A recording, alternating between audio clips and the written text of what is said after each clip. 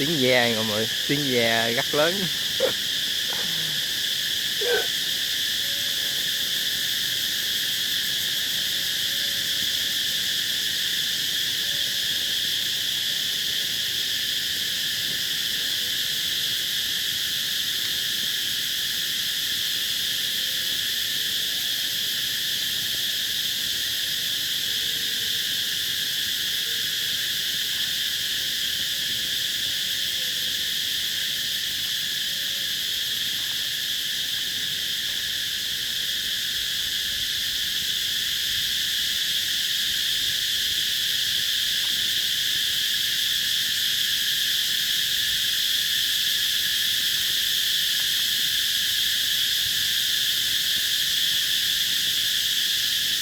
Mọi người có nghe rõ tiếng gì không?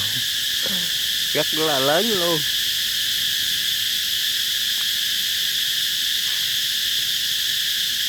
Như là tai vậy, nghe hơi lùng bùng luôn rồi đó.